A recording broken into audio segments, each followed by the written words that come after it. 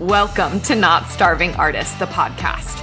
I'm your host, Brooke Benson, money coach and equity actor.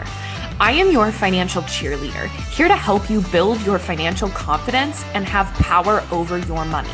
The best part, no budgeting or bi-weekly paychecks required. I went from being a broke BFA grad having weekly panic attacks about money to a financially confident, wealth-building actor and business owner. Money gets to feel fun, simple, and sexy, and I am going to show you how. Doors are officially open to my brand new group coaching program called Cashed Up Creatives. This is a 12-week program that is helping you get 3 months ahead on bills or hit any money goal without budgeting or bi-weekly paychecks. This is the financial education your BFA program, your college, or your parents never gave you. Now, the program officially starts on June 17th, which is when we will have our first group coaching call together. But if you join right now, you're going to get immediate access to the first 3 modules in the video curriculum. And those 3 modules are Becoming a Not Starving Artist, Finances 101, and the Anti-Budget Money Strategy. So you can start learning and implementing a totally new money strategy that takes you less than 1 hour a month to manage and works with fluctuating income before the program even starts. Doors close to be able to sign up on June 15th. So make sure you get in there and you grab your spot. I will see you inside. Welcome back to the podcast, everyone. Today, I am welcoming on Ashley. I'm going to let her introduce herself, but she is an actor and a mama, and she lives in LA, and she has chickens, and she has a bunch of animals. So many exciting things to learn about Ashley today. We have been working together for over a year now, right? Yeah. It's been a minute. So, Ashley, before we dive in, tell the people about yourself. Who are you? Hello, I'm Ashley. Like you said, I'm so happy to be here. I live in Los Angeles with my husband and my 2 kids, and third is on the way, due in a few months. Like you said, we got chickens. We live in like LA. It's a city, but we have a lot of animals in our house. We've got dogs, cats, chickens, all the fun things, and it's just a party all day, every day. And like you said, I'm an actress. I'm also a doula, and then full-time mama and wife. I would love for you to tell everyone, like, where you started before you started money coaching. Where was your headspace? What brought you into money coaching, or even realizing that money was something you wanted to start working on? Yeah, I think money has been something that I wanted to work on for a long time, solely just because money has always stressed me out. Like, it has always been a stressful thing. Not that I'm like a super spender or anything like that. It's just always been a stressful concept. So I had found you on Instagram and I started seeing all your stuff, started listening to your podcast, and I was like, hold on. See, here he is. Here's one of the cats friends. I was warned that one of the new cats might be making an appearance today. Here he is. He likes to make himself known, so he'll just be here. But I had found you on Instagram and I started listening to some of your podcasts and realized that so much of what you were saying just made money so simple, and I didn't need to be stressed out about it. And so it definitely, I think it was the first like few weeks that I just listened to basically every podcast episode that you had at that point.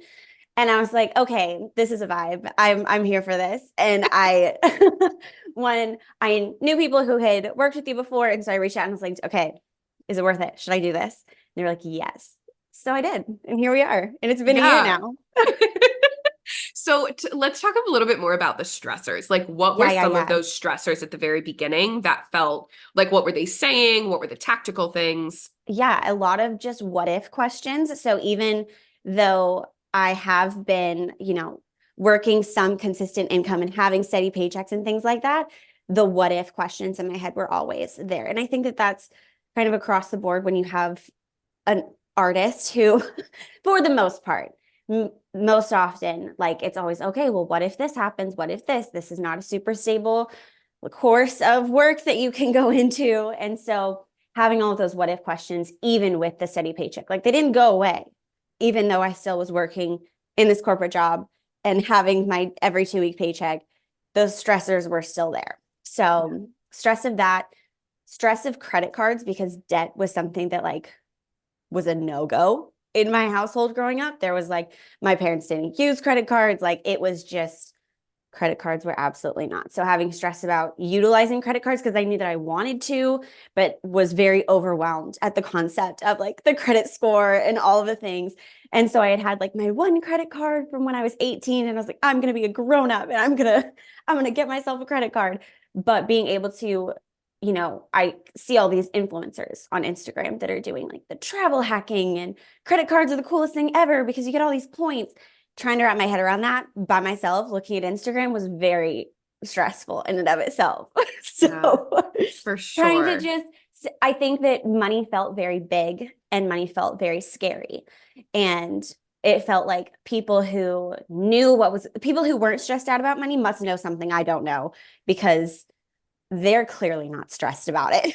But I'm sitting over here so stressed whenever bills come up, even if we have the money in the bank to pay the bills. I'm like, okay, what if something happens? What if we do this? What if we do that? And so just having that constant anxiety around money is kind of where I sat. Sure. Yeah. Yeah. So then what were some of the biggest like aha moments or dominoes to fall when it came to our work beginning together that started to eliminate some of that stress for you?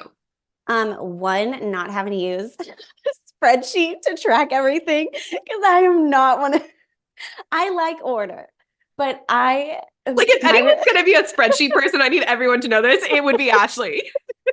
I really like order. That is something that I thrive off of. But trying to stay consistent with like the spreadsheet thing was constantly just not working for me. My life that's just not how it was working. And I would constantly switch like, okay, I like this format of the spreadsheet. Oh, maybe I should do this format and never stuck to anything that actually worked and felt good. It would work for like a month or two. And then I'd be like, okay, now there's so much work to try to keep up with this spreadsheet. So it was not a vibe. Yeah. So that was honestly one of the kickers before I signed up with you, where you're like, we don't have to do this budgeting. We don't have to do this. And I'm like, hold on, what? We don't have to do this because that sounds great to me. So being able to simplify it to not have to keep meticulous track of every single thing, so incredible. And just creating like making like my money system, right, work for me. Where before it was just like, oh, put the money in the bank, open a checking account, open a savings account, and that's kind of it. Being able to actually leverage, because it doesn't have to be one bank, it doesn't have to be this, it doesn't have to be that, but finding the one that fits best for you. And I think my husband and I were kind of on this journey to figure out what systems were working for us. Both of us came from very different systems of money and just kind of meshed together the best we could when we got married, but it wasn't functioning optimally for either of us. So being able to, when we first started coaching, look at everything big picture and then just be like, okay, wait, we don't have to put things on auto payments. Like, don't think about that. So I'm not thinking the week's coming up to pay this bill. I have to go in, I have to transfer, I have to do all these things. It's just doing it. And it's going to be easy.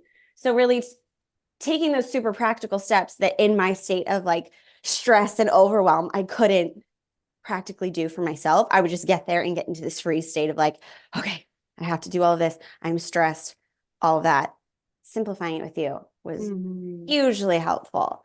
Yeah. Because I think too, it's not even necessarily decision fatigue, but like action fatigue of like consistently having to like go in and do a thing or remember to go in and do a thing and looking at those bills every single time instead of like batching them and automating them. Like it does take a drain on your energy. And especially you that has two very active littles, right? Yeah. Like of course you can't be in your spreadsheet. Of course you can't be doing the things. Yeah. We've got a very, very busy life over here where there's days where I feel like I don't even have time to think for myself because of just how nonstop everything is from the moment I wake up in the morning until I crash and fall asleep. So days that happen like that. And then also being like, okay, I have to do all of these life things, but then, okay, we have to do the money things too, was just a lot. And for me, we needed to simplify. We needed to just take, because it doesn't need to be complicated. Money doesn't need to be complicated. And I tend to just overcomplicate it in my head. So it was like, let's take some deep breaths. Let's look at everything and let's figure out how to make this easier. And then breaking it down to like, okay, so this is going to flow this way, making sure that all of the auto deposits, auto debits, all of the everything are set up. So then I didn't have to think about those things. And it was just the handful of manual stuff that I had to do was very helpful. Yeah. So then once the tactical side was set up, and for Yeah. those of you who are listening, what we just talked about, like that's the money flow method. Like that's what we did. We like set up that automation in that machine. So once Yeah. that machine was set up, what were some of the things you remember, like mindset wise or in your emotions, your body that started to surface? Because like you said, the what ifs didn't go away when you got the consistent paycheck, right? Oh yeah, So no. and even when you set up the strategy, it takes away some of the what ifs, but then you also realize, oh, there's just more stuff happening in my thoughts that even the numbers couldn't solve, even when they were organized, couldn't solve. So, what are the things you remember in that realm that started to decrease your stress? Oh yeah, it is wild how much, and I don't know if this is every person in general, but for me and for I think a lot of artists, how intertwined your emotions are with your financial experience. It's everyone. It's everyone. Okay. I'm like, is this just this group of people? No, it is a real thing. It is so, so real. And even when you fix it, like you said, there's so much that you still have to work through. Where I remember there was probably like a good month where we were going through and I was like, I'm still stressed. I'm still stressed. And it was like, I had been living in this state of just so stressed out for so long that even fixing those things, my nervous system was like, no, it can't be fixed yet. No, we're still going to have that stress. We're still going to have that stress. And it was something that I learned was being super patient with my body and just where it's at, because I tend to be someone who's like, go, go, go, power through. We're going to get this done. Check off the boxes. But my body was like, actually, we have a lot we have to work through. And so we had talked about like stuff that goes all the way back from like my first thoughts about money as a child all the way through now, and just unpacking all of those things. And it was so helpful to just have our weekly place where I could come and be like, so I had like a nervous breakdown about money again, and I didn't need to, nothing was wrong, but I was freaking out and I didn't want to look. And going to that place, being able to talk it through and then ask the questions, like have you prompt me for the questions of like, why are we feeling that way? What's going on here? Because I think in my place of freeze, a lot of the times I wouldn't even ask myself the questions. It was just like, we're stuck and I'm frustrated and I can't talk to anybody about this because nobody's getting it. And so I'm just going to be mad. And that wasn't serving me in any way. So being able to have the place where I could come and be like, so this is what I'm processing with money today. This is where I was really stressed out because I realized that I was going to be late on a payment or something closed or something happened with the bank. There was one time where my auto payment, I had thought I had set it up on my credit card and it didn't go through, like something didn't save. It was the first time I'd ever set up auto payment on this credit card. And I freaked out, like totally freaked out. I was like, oh my goodness, my credit score is it's going to be terrible. I just went down like the spiral of darkness, and then was able to, because that was after we had like consistent coaching, I was able to, in that place, I just always, anytime I was stressed about money, I would put on like a podcast of yours. If it was like, because it would be like late at night or something. So I'm not going to call you, but put on your podcast and be like, I need just a little bit of motivation from Brooke right now. Need a little positive energy because my brain's not in the positive place. And so I would do that and then get to this state of like, okay, no, we can take some deep breaths. We can look at them. I can call the bank and I can say, this is what happened. They were great. They reversed everything. Everything was fine. My credit score was fine. But my moment of absolute panic historically would have been like a full day of just straight panic. And I would be so upset and really stressed. And my husband would be trying to help me, but it wasn't really working. He's like, I don't know what else I can do because it's all happening in your head. And yeah, it was just that was very, very helpful to then be able to like teach my body. It was basically having to teach my nervous system that it is okay because your body's not going to switch immediately.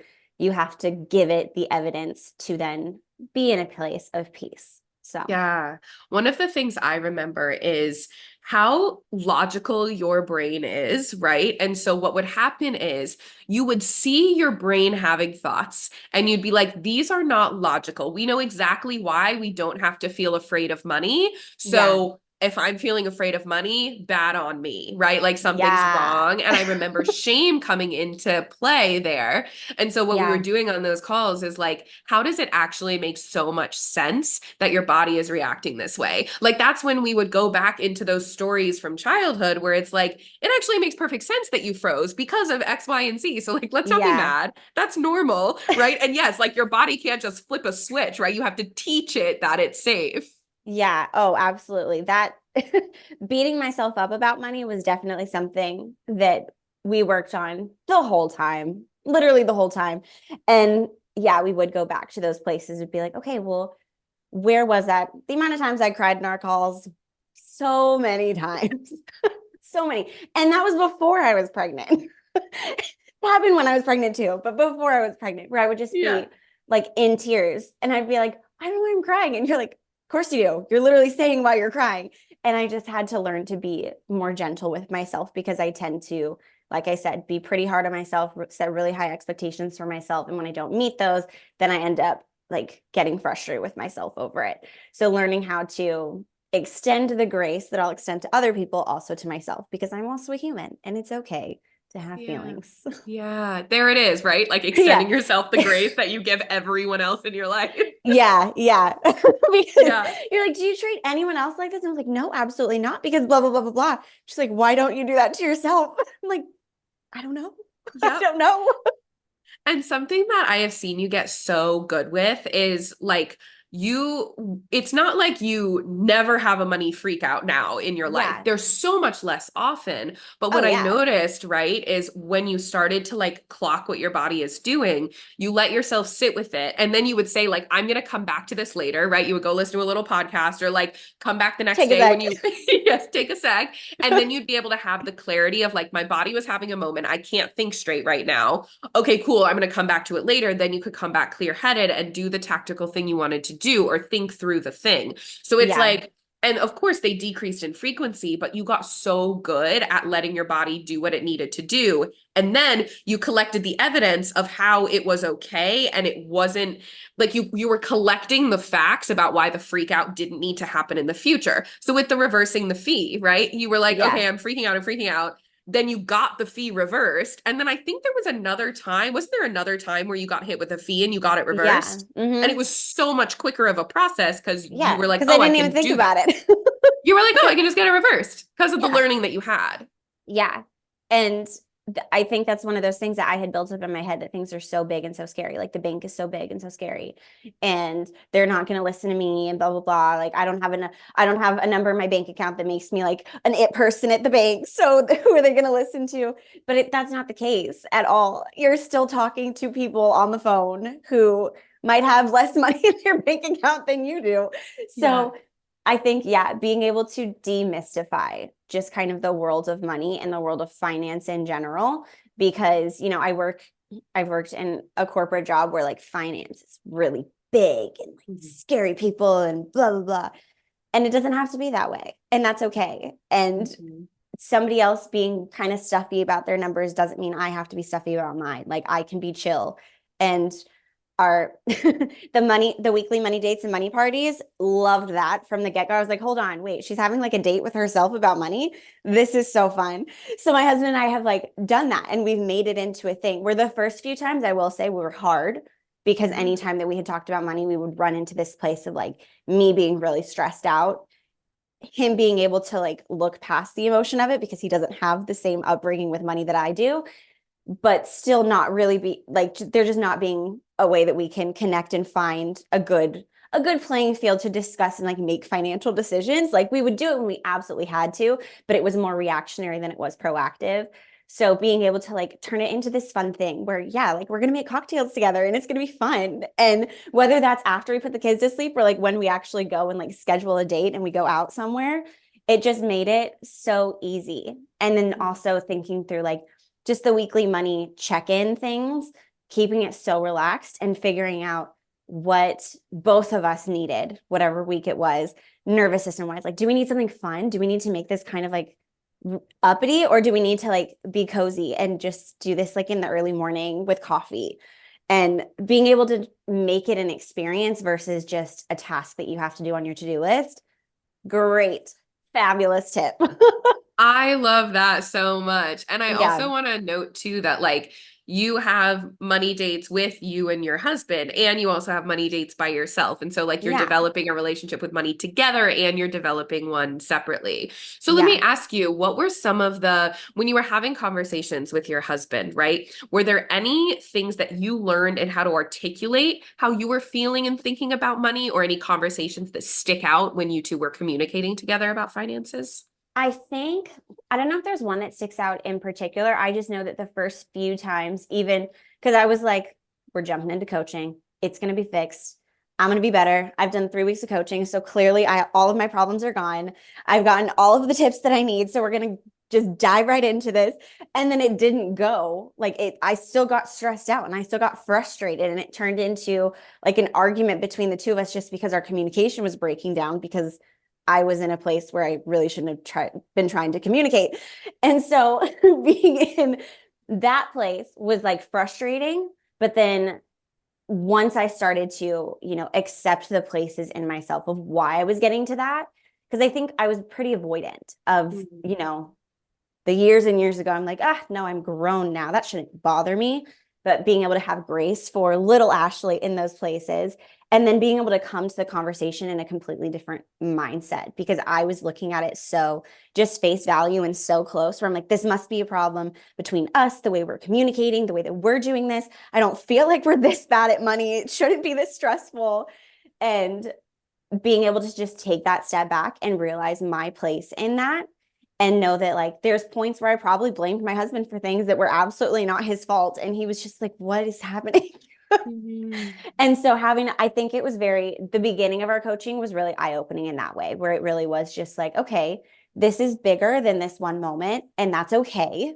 We can work through that. And then so having grace there, but then also being able to, in that, taking a step back, look and see like where the actual disconnect is. Like what is the problem that my husband and I are, what are we facing right now? Like, what is this impasse that we've hit? Is this solely me? Is it solely him? And being able to look at it just from the outside versus up close was so helpful, and just changed the dynamics of our money conversations across the board. For sure. Yeah. Okay. So let's talk about now, because I know debt was a big conversation when you came into, Yes. of a Oh, lot the of like, scariest thing for me.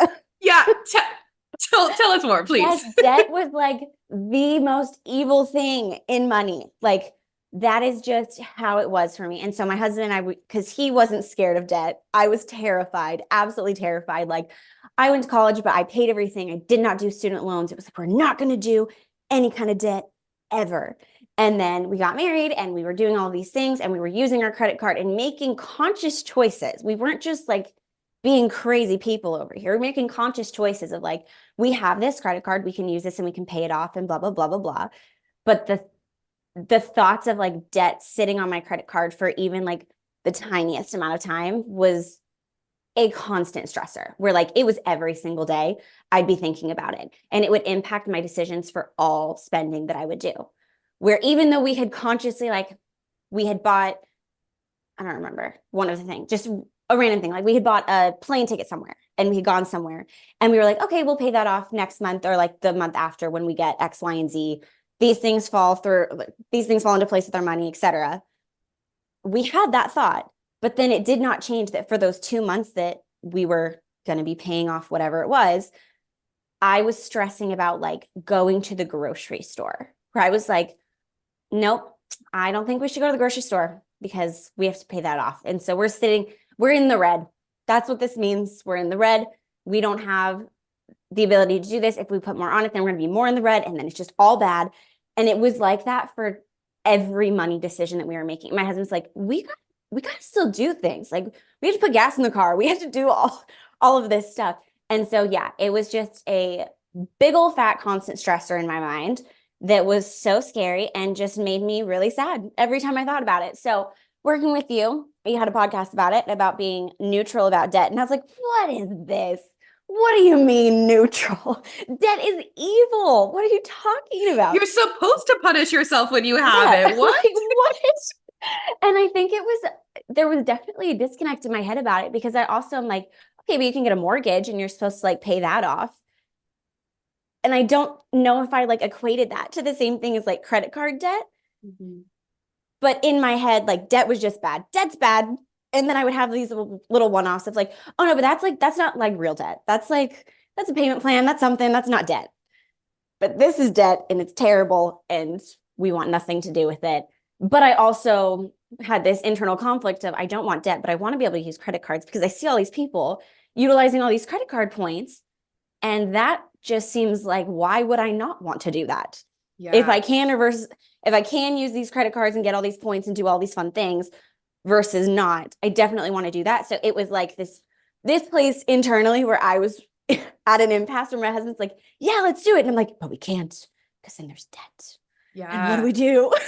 Okay, so let's talk about points in a second. Yeah. But what do you remember being the biggest shift for you, again, emotionally and tactically, for debt not feeling like this big scary thing that was chasing you all the time? Yeah. So I think the tactical point of it is like whatever debt, whatever that may be that you have, thinking about it as just another bill that you're paying. If you're doing a debt payoff, like do it super simple, put it on auto pay, don't have to think about it. It is what it is. And then the next thing of like being able to use a credit card. And I think my thoughts about credit cards was like the second you purchase something on the credit card, the only way you stay on top of it is you pay that immediately. So like you go in to the gas station and you pay on your credit card, then you sit in your car and you transfer that money immediately. Like that's where my brain was about it, which is not reasonable. Like not with my busy life, maybe with somebody else. And that's just like how their brain works and it's great. That was terrible for me because when I am running late to go do something or have very short time spans in between, like I don't have time to sit in my car and do a bank transfer every time I need to purchase something. Or like if I'm, it's not going to work for me. So being able to look at it, like look at your credit card and make a plan of like when you're going to pay it, and then just having that flexibility to spend on the credit card as you need to throughout the month, but then have your set times where you're paying that, whether it's auto pay or whether it's in one of your little money dates that you're doing with yourself, making it simple like that. Because my 27 transfers a month for my 27 purchases was getting a little crazy because then I'd also start overthinking like, well, you can only transfer so much out of this account and this account and just overcomplicating it. That is truly what I did. I did a lot of overcomplicating. Yeah. And so simplifying it to like this tactical experience of like, it's okay. You don't have to do that. We can do it at this time and this time. And then emotionally being able to like disconnect from it. Because I think being constantly in it was more stressful than anything. We're like checking my bank account constantly, making sure that this is moving. Did this take longer to transfer? Why isn't this showing in there yet? Because it takes a second. Like it takes a second to post in your account. It takes a second to get out. It's not all immediate. And that's what I was trying to make it. And so then it was the constant checking of, did this go through? Did this happen? Versus just spend what you're going to spend. Don't be crazy because we knew how much we would be spending. We had projected without our spreadsheets, which was great. No spreadsheets. We just knew this is what's coming into our account at this time from both of, because my husband and I share an account, but then we also have our separates, but like where our money's going from both of us and then where it's being distributed and keeping it calm. Yeah, so good. Yeah. So let's talk about credit card points now because you paid for your first trip totally on points. You went totally for free. You went to New York City. You've got an anniversary trip coming up. So talk about your foray into the points world. Oh yeah. I was like, that was one of the things I came into one of our calls and I was like, I see all these people and they're doing this travel hacking thing. And my husband and I love to travel, but we also like have a lot of stuff that we're doing just in life and trying to plan and budget and do all these things for it. Yeah. It just was a lot. And I was like, I want to take advantage of this because if my grocery spend can get me this 4-star hotel, why would I not do that? No matter how much money I have in the world. Yeah. Can you talk about your New York trip? Tell us about your New York trip what kind of points you used. And then we'll talk about optimizing points. Yes. So my husband and I had been planning. We love, love, love New York. New York is one of my very favorite places in the whole entire world. And I have family out there too. So we go visit family. And my husband and I were talking about making a plan, doing all this stuff. We've done a lot of travel as a family with kids, but all of it has been to family, with family, partially with family, which is great. We've got a lot of family and a lot of people that are just in our world at all times. But we were like, let's plan something that could be just us, or at least a piece of it could just be our little family unit where we don't have anybody else and it's just what it is. So we planned a trip to New York for multiple reasons that we needed to see family, but then also made it a very intentional choice to extend our trip and just have time with just us, which was so great. So we spent the first part of our trip like out with family, and then the next part like a full week in the city, which I was so pumped about. My husband was so pumped out. We had been to New York together before, but it was, I'm trying to remember what month it was, because we had planned this well in advance, and we were like, we're going to use credit card points and it's going to be incredible. So I had gotten my credit card, and we were like, we are going to save up all of these points, because that's something we worked on too, that I'm a points hoarder. If you're a money hoarder, you're a points hoarder. Money habits come into your credit card points world. And it's so funny because like physically, like in my home, I'm not a hoarder. Like that is piles of things in my home, not like physical, tangible things. I do not hoard, not even a little. And so when it came to money, it came to vacation time that I had at work, all of it. Oh my God, I forgot about the vacation time. Yes. It was so bad. But I would have all of this stress. That was one thing. I'll pivot to that real quick, and then we can jump back to points where I was working crazy amounts of hours, like crazy amounts, and being so stressed out about work and wanting to take time and not work, but being so stressed out that I would use my vacation time because I didn't want to lose it in case I wanted to do something with like a big long trip. And I remember sitting there and she's like, okay, well, tell me what numbers you have. And I pulled it up and she's like, you have so much time. She's so like, many weeks. If you took, so many weeks off. She's like, if you took every Friday off, you'd still have so much time. And I was like, yeah, but what if I need it? And she's like, what on earth could you possibly need it for? And I was like, well, it's a great question. But what if I wanted, it's just the what ifs, like those what if statements in my head that they make me just stay in this stuck place. And somebody from the outside could look at me and be like, I'm sorry. Yeah. And like, the what if thought pattern, like I want to say this for everyone too, like when you have a thought pattern, it affects so many areas of your life. So for you, it was that what if. And so one of the things we would do every single time is like, let's actually play out the what if. Like, let's actually go to what your brain would think like, oh, I could use those for, or why I would want that. And I think for you, this specifically was a payout if you got transferred into like the salaried role versus the hourly role. So we like actually took you there. And then it's like, okay, that chunk of money versus one Friday off every single week, which has higher value. Like we played that game where we actually put the what if on the table, and then you were able to clearly see the two things. It was so much work to unpack these what ifs, which it got so mundane. And I was so frustrated at how often this was happening for myself. Because I'd be like, are you kidding me? Another what if? Come on. Like, let's just, come on. I was like, this is taking way too much time for me. We need to just get this done. But it was so helpful and so important to work through all of those. But yes, my hoarding tendencies with vacation time and things when it came to money in general, where it's like stacking a savings account, being stressed that my savings account isn't stacked higher, and lots of fun things. And then that transferred over into credit card points. Yes. Yeah. So with the credit card points, gift cards, like all of it, I just had my little stack. Yes, because I believe it was the New York trip where I was like, use all the points and I was for like, this all trip. Of them. And you were like, wouldn't it be more optimized to like do 2 different trips, or like, should I use these transfer partners to do this? And I was like, blow all these points on this one trip because that's going to be more beneficial for your body and your brain right now. And what came from that? And also, what did you feel doing that? Oh, it was so hard. Like mentally to get on board with that. I was like, Brooke is saying I need to do this. My husband was like, sure, let's do it. Like, no qualms about it. Like, let's do it. We'll get more points. It's fine. And I'm just like, but what if I need the points for something? What if I need the points Yep. If I need them for something over here, over here, over here, and I could think of all of these circumstances that have other solutions, 100%. But I was like, but it's a backup. It's like, it's my squirreled away points that are there in case of emergency. So it was really hard to get on board with actually using all of my points, but because I'm all in, we were going for it. And I was like, we're going to do this. So we planned our trip. We paid for our flights.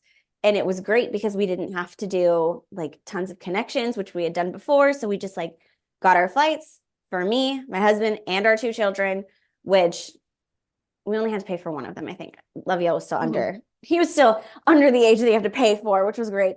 But we didn't have to pay for any of it because our points did it. So we got our points. And then the first half of our trip we spent with family. So we stayed with them and did all of the family things.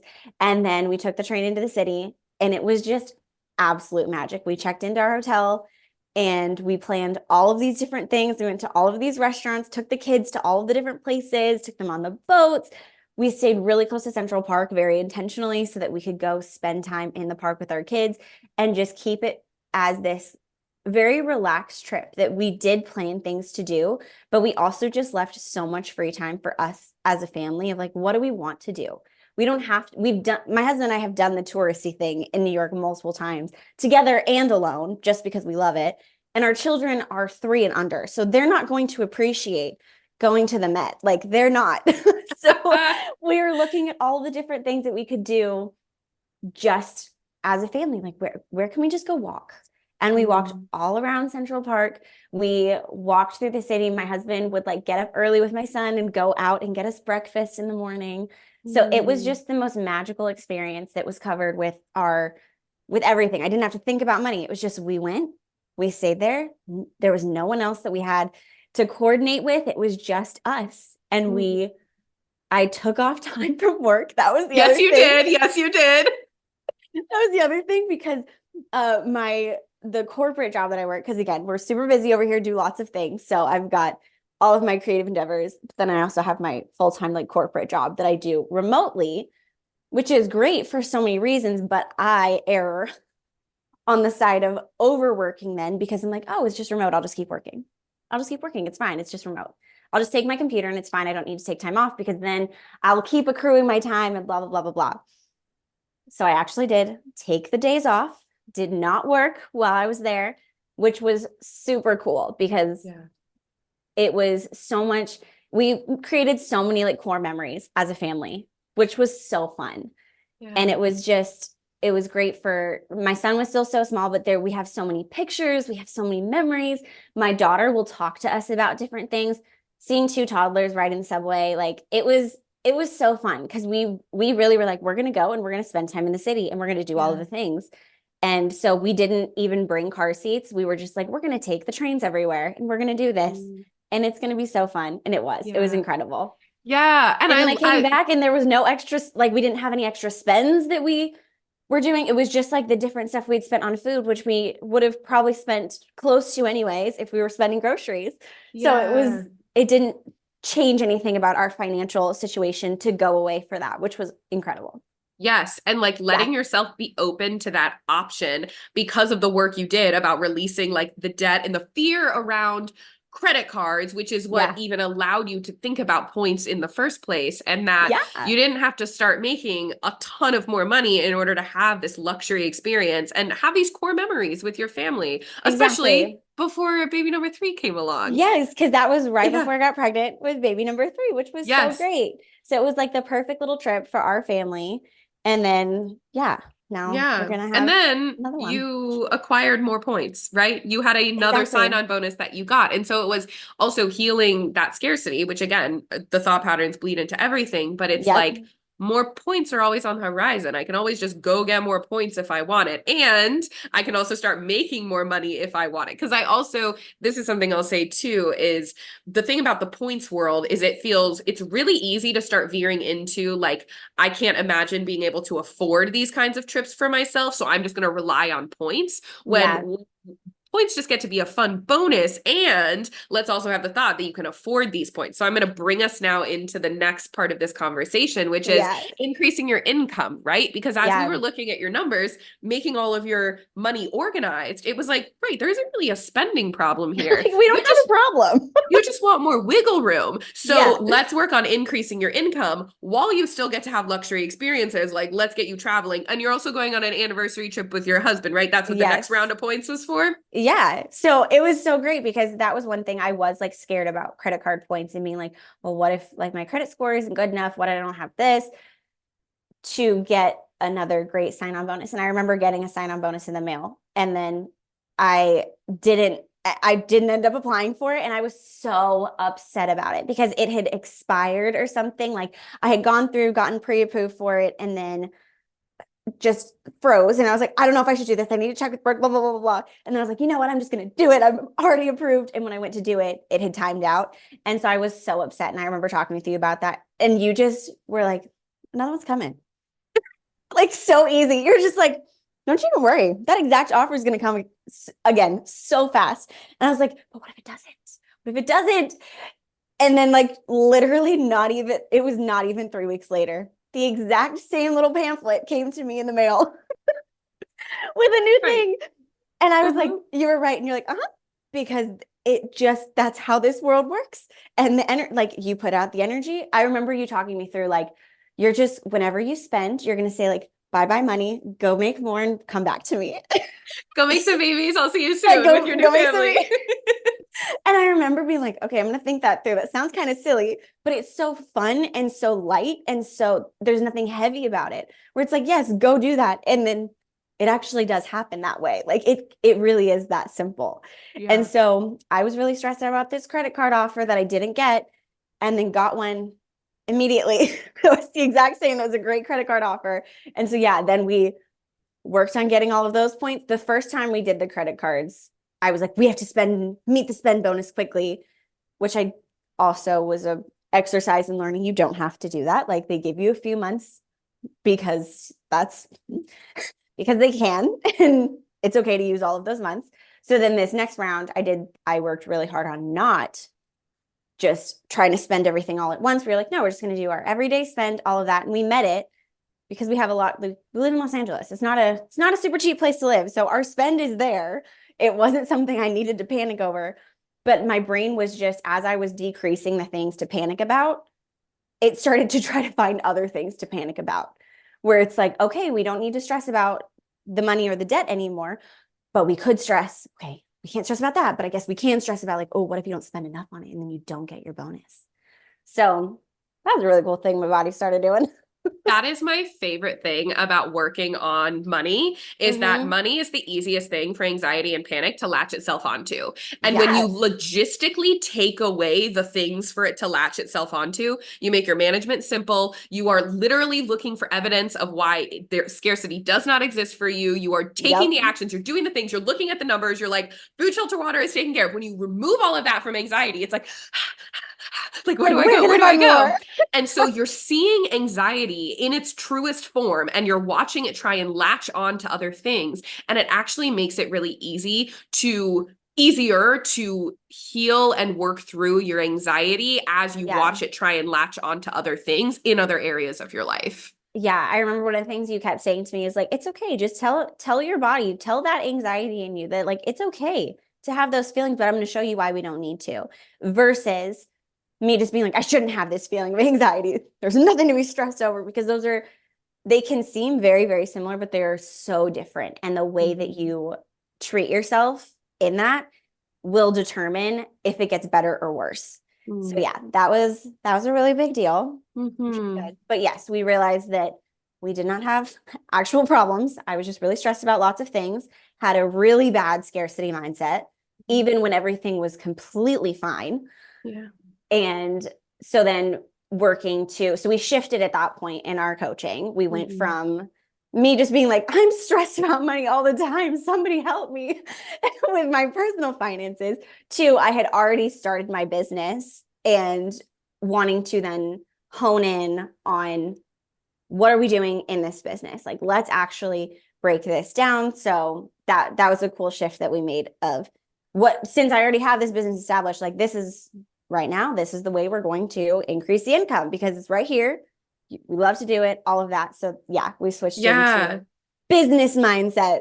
Yeah. And one of the things I remember is when we made that shift, Yeah. it was deciding that you wanted more income and saying, okay, I'm ready to bring on new clients. And it was like, Yeah. a week or two later, a new client came into your world, It right? really And was. so you actually then got to test your new business finance systems, right? Of how the money came in. We Yeah. worked on some like SOP stuff, like client relation stuff. So can you talk about what you remember in that, like what we worked on the tactical side and then moving forward with business things? Yeah, well, I'll just point out that it is so interesting that like through our entire coaching experience, and I think this is just across the board too, but people don't even realize it, that as soon as you start to set your intention and set your sights on things just start happening. And it really is that simple because It's so annoying that that's true.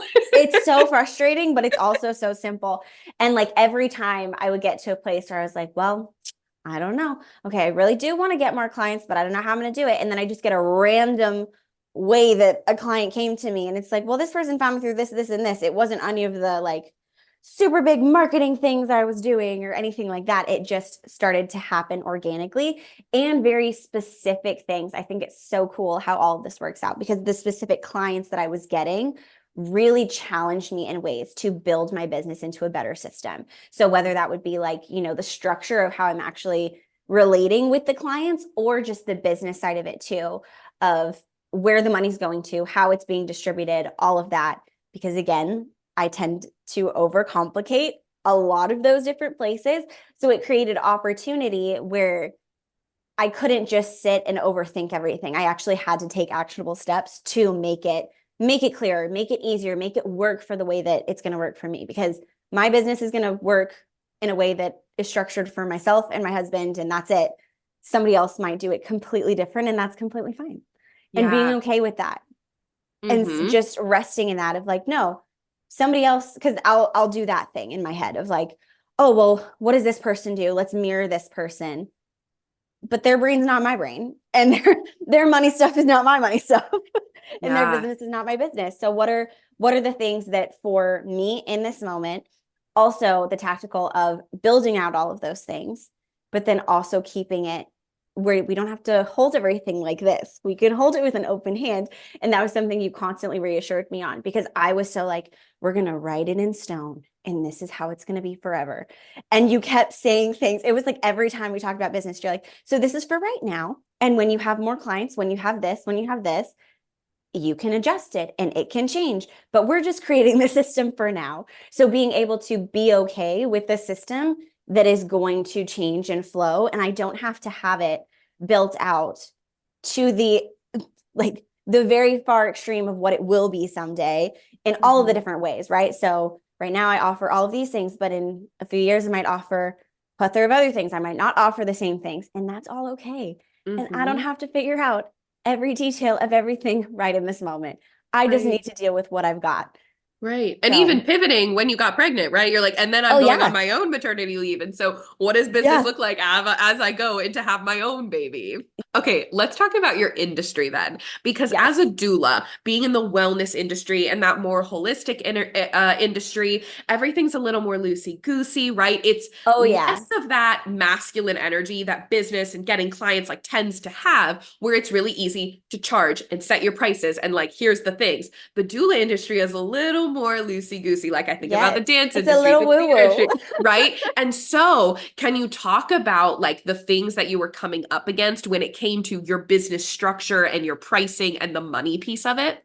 Oh yeah, because it's very, I can in theory like say, oh, this amount of clients, this amount of time, all of those things, but you're working with pregnant mamas and every body and every baby is different. And so like you've got different due dates, you've got different on-call dates and all of these things that you have to work just being in the world. But then also pricing out services for me was very challenging. And this is one of those things that we worked on because I tended to put my own emotional feelings about money into my pricing and then project onto my potential clients, which Mhm. wasn't serving anyone at all.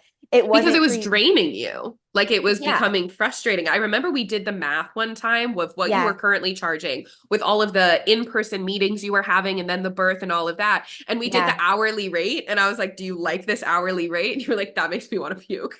Yeah, I was like, absolutely not. I don't like that at all. And so that really opened the door to number one, set the pricing, but also set the boundaries in my business, because That's all big. businesses have to have very set boundaries, and boundaries are not a bad thing. They're so good. And it doesn't, that was the other thing of like, I tend to get a little rigid about my boundaries.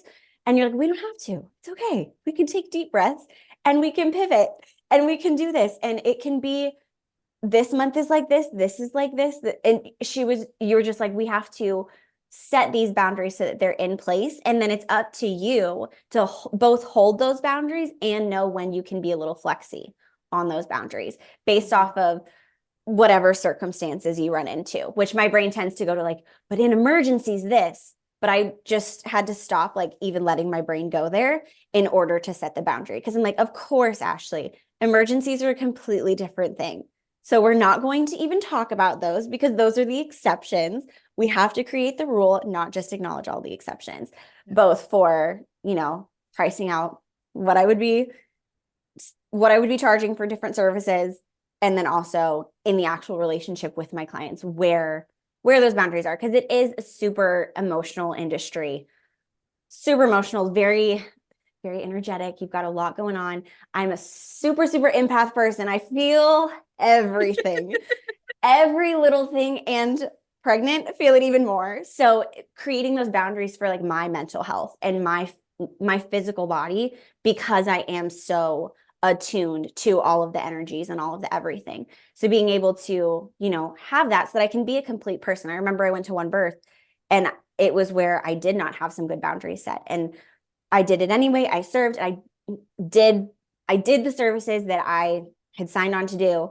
But at the end of it, it was like a day and a half of like recovery that I needed, which that's not, I have to take that into consideration when I was pricing things out too, where it's like, okay, you were physically there for X amount of hours, but then how many hours did it take away from the rest of your life too? And then breaking that down to like, is that worth it? Okay, so let's figure out how to make it worth it. Let's figure out how to make this actually a source of income, not just like this thing you do. Hmm. So yeah, being able to work through all of those and then just establish very clear services that and what they include, because it was a little too loosey goosey. And I err on the side of wanting to be helpful to people and accommodating, which all that did was convolute the waters, versus being like, this is where we're at. I have this structure. Here you go. Yeah. And you being the expert, being like, I know that this is what you need, so I'm going to give it to Yeah. you. Yeah, Yeah. it was definitely very hard. And I think it was really helpful to do this with you in the container of this, because your structure of like how you have your business, you're like, for example, let's look at this. It would not be helpful to you if I did X, Y, and Z. And I'm like, you're absolutely right. It would. That would be terrible. And I would just sit there and be like, well, when do I schedule all of this? So yeah, that was super Yeah. helpful. For sure. Yeah. And when we're talking about all of this, like boundaries and setting schedules, and even when we were talking about work, right? Like taking Yeah. vacation time, the reason that all of these conversations even happen inside of a money coaching container is because one of your big long-term goals, right, is to not have a job outside of your acting career and your doula business, right? And Yeah. so doing the math and the numbers of how you get there, right? Like what does being full-time in that look like? And so then in order to Which is create also that, so much simpler, not to cut you off, but so much simpler than I was letting myself. Oh tell my more, goodness. tell That more. was crazy, because yes, the end goal is I have never wanted to work in like the corporate world. That's just so not the world that I'm a part of in just kind of any sense of it. So but that's been something that's like I've held on to it because it's that steady income, quote unquote. But end goal is to break away from that fully so that I'm not tied to it. And I don't have to hoard vacation time because I just get to choose my vacation time and things like that. So that's my end goal. But it felt so big and so scary because of my what if mindsets and my scarcity mindsets about things, where it's like, okay, well, right now I have this consistent income. It's steady. I don't have a year projected for my doula industry or my acting career, which is normal. Like it's not that it has to be that way. And so being able to, break that mindset of like, okay, this is the opportunities that we have over here in the world that you want far exceed what you have over here, because at the end of the day, also, like, you have your corporate job, you have your steady income, but you're also just the tiniest little ant in the colony over here that they can just let go at any day. And so you kept saying that to me, you're like, is it truly stable? Because your livelihood, if you're relying on solely that income, is determined by someone else who doesn't know you. And I was like, yeah, that sucks. I don't want that. Yeah. So, but then actually looking at the numbers and seeing how it truly is not that complicated when you actually line it up of, okay, what did you make? What do you want to make? What does that mean in terms of how many people you need to have? It was so much simpler. And that's where math gets really scary for me. And I was like, the number's so big over here and I can't get this number doing this. And you're like, have you done that? And I was like, no, I just know. And then you're like, okay, let's do some numbers. My favorite thing to say is like, do we actually know the math? Are we having feelings about phantom math or the actual real I was math? having feelings about phantom math because math is not my friend for the most part. I am not a big fan of math. Never have been. That's been something that's been like the chip on my shoulder my whole life of like math. Nope, not my friend. So And at yeah. the end of the day, the math we were doing was quite simple. It was Oh, more it the was so fear simple. We weren't of doing what, physics over here. We were not doing right. calculus. But it's like the fear of what the math would say. And it's Yeah. like, okay, so it was scary that it was gonna be this big number. But then Yeah. also the fear of when it was actually that simple, right? Of like, here's how many clients, here's how much in savings, here's what that would equal in your new lifestyle you want. That's the math. Then what that math then requires of you to actually make it happen. It's like, right, so now we need time in the schedule to work on the business. We need to kind of pull ourselves energetically out of the job. What does it look like to take on clients while the job is still in motion? So then it's like having feelings about all that stuff, which is so many then feelings. yes, why it pulled us into time management. How connected do you feel to this job? Like, where is the resistance towards working on the business and in the business? All of that. So, Oh yeah. what are the things that came up for you in that realm? That I was holding on so tightly to this job out of fear. And it was consuming way more of my time, energy, emotions than it needed to. And so there was a season where we made a rule that I couldn't talk about work when I wasn't working. That was like a big rule. It was so funny though, when I told my husband that, I came out and I was like, so my new rule. And he's like, I love this rule. Yes. Husband He's like, approved. this is so good. He's like, because you are so stressed. And I think that we should never talk about it again. And I was like, hey, no more talking about work. So that was a good thing. Had a season of just like absolutely no talk of my corporate world at all. And I think that was the first step in it. Then we walked into the problem of like creating the space to think for myself and get into my business brain that is my business when I've got all of these things and I've got work and work is pressure and all of this. And so work just kept coming up in different ways. And it was like, first, we're just not going to talk about it. Next, we're going to just energetically pull back and not have feelings. And I remember making like very specific rules for myself of like, if I have an emotional reaction to something that happens at work, I have to take my break immediately. There's no way around this. If I have an emotional response, I have to get up from my desk and walk away from it. And so it was really good. It was really helpful too, because my brain was getting so sucked into this job that I've been working for years at this point, and it being like the saving grace of steady income and unpacking that theology in my head was very hard to do at first. And it's definitely taken a lot of time. But then we also started to incorporate, we're actually going to take a day off. Mm-hmm. And on that day off, like you can do something fun, but it also doesn't, you don't have to fill that day. It can just be a day off. Mm-hmm. And that was a concept that was a little hard for me too, because I'm like, well, it's my one day. I've got to plan something. I've got to do something. But we did. And that has been a consistent thing that now I'm routinely taking time off, which is great. And it makes me remember that, like I'm a person outside of this and I have a brain that works and I can think of all of these things. Like the creativity was being so suppressed by how overloaded my brain was with so many things. And so we worked for weeks. I mean, that's been like weeks and weeks, months and months of let's create some space in your brain. So let's not do that. So many rules about resting my brain. Yeah. Which Because was you have so so much important. going on, right? With Yeah. not just your job, but then you also have a business, but then you also have kids, you have a family, right? You have extended family. You have so Yeah. many animals in your home, right? There's So many just things. so So many much creatures. upkeep. Yes. And Yeah. so one of the things I remember us hitting against, and this is like when we're talking about like root cause problems, what Yeah. it led to is like, okay, what's making it hard to pull away from work? Okay, what's making it hard to do things for the business? Okay, what we got down to was you just literally didn't have time for yourself. And it's like, okay, Yeah. we need Ashley time. Yeah. Especially as we got into this pregnancy, because beforehand, like I definitely am someone who is a go, go, go person. And I, to the detriment of myself, like that has been a consistent pattern in my life where like I'll push too hard and then like my body will crash and I'll have to like have this recovery period, but then I'll just go back into go, go, go, go, go mode. But that was impossible to do after I got pregnant because in the first trimester, like one of the things I deal with is just so much fatigue. And so there was no option. I literally had no time because my body was now requiring more sleep. So I'm like, who has time for that? Like, Who has time to grow a human? I just need it to grow on its own. yeah, I just need it to happen.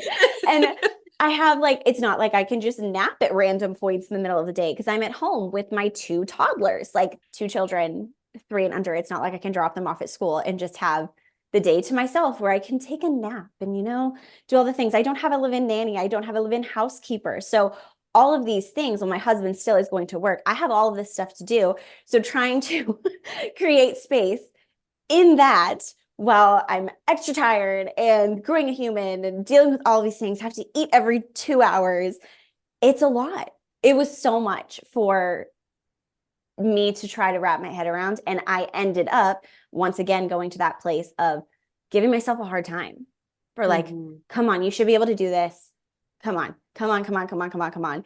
And I remember so many times through you're like, can you just like take a breath?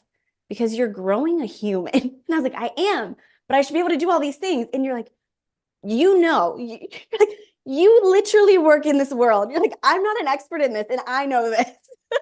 Literally your profession. Yeah.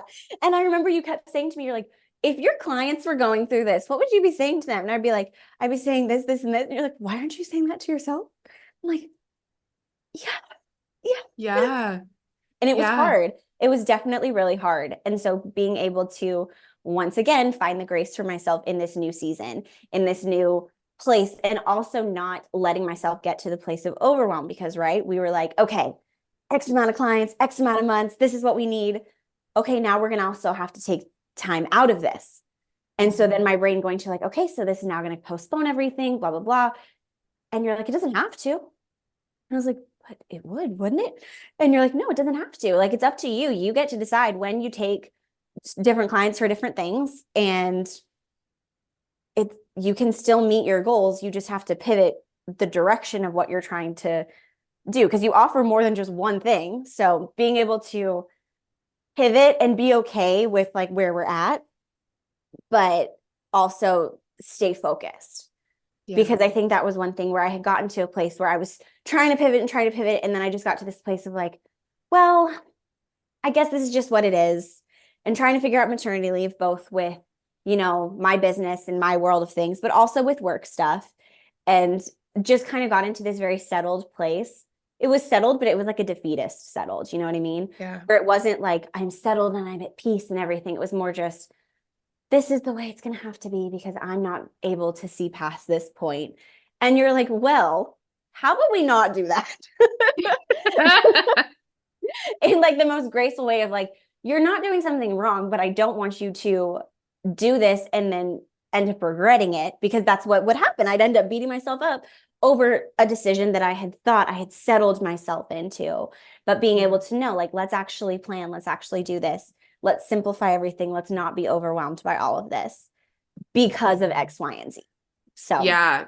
And to bring this like all the way back, all of what we're talking about right now, like where we ended up, this is what the anxiety and the panic was trying to scream at you when you were focused on like each transaction and every dollar and inside of the spreadsheet. Like this is what anxiety does. Like it's trying to actually tell you something like, we want a lifestyle change. We have dreams that aren't fulfilled. We need time where our brain isn't working, where we can just like breathe and have us time. Like these were the things that the money anxiety was masquerading as, right? And yeah, sometimes those are the harder things to acknowledge because they're bigger picture things, right? And yeah, so like now that we're here, you're actually working on the stuff that your body always wanted you to work on. And now you're yeah. like actually getting to see those results in the anxiety relief and in the forward movement. 100%, where we like set up the structure so that my body could start to like get on board with it, and then have had to work through a whole lot of stuff, which honestly it trickles into so many different areas, right? Because like we worked through so many things, but then it also started to open my eyes to things that like, okay, maybe we actually have some other stuff to work on. Like maybe we need to, whatever that may be, physically, emotionally, mentally, like I found other things in my life that I'm like, oh, because of all of this, I've neglected X, Y, and Z. And I have to check on those things now too, in order to be the best version of myself that I can be, both just for me personally, for my family, for my kids, my husband, and also for my business. Because if I'm not able to show up at the best of who I am for all of those things, then I'm not serving anyone. And at the end of the day, I'm just going to be exhausted and end up feeling terrible. So might as well put in the work now, get it all into a place where like my brain is free from all of this stress and stuff. My body is in a place where energetically and my nervous system is not in this constant fight or flight or freeze mode, but I'm able to acknowledge where I'm at and what my body needs. And then also be able to, I talked about this a lot in our coaching, where one of the reasons that I reached out about all of this is because I have seen how long-term money anxiety and money stresses affect people on every level of their life, like marriages end, there's conflict within families, like all kinds of things. And I don't want that. I also don't want any of my, whatever my stressors are, to be something that my kids then take on, because it's just their little subconscious. And I cried so many times about this when we were on the calls, where I was like, I don't want to have these money mental breakdowns. I want to be the people who can like laugh about money, and it's okay. And we can talk about it, and it doesn't have to be big and scary, so that my kids don't grow up feeling like money is super scary and you have to do it this way, you have to do it this way, and basically putting my trauma onto them. I was like, we don't need to do this. We don't want that. I want to create a better life for them. I want to create a better life for my husband and I, that we don't have conflict about money, because that's something that's constantly tearing people apart. So it's pretty crazy. I was like, we're gonna jump into all of this, and it's gonna basically turn everything around. Yeah, I love it. But in a way that it actually does. It's not like just, oh, big dreams, like this is gonna fix all my problems. But it's like, no, I can acknowledge that this is a problem and I've seen the results of it. So let's figure out how we can prevent that. Let's be preventative and let's be proactive versus being reactionary, which is where I was in this constant place of we have to react, we have to react, we have to react. And that trickles into everything. I don't want to be reactive with my husband or my kids or my clients or my animals.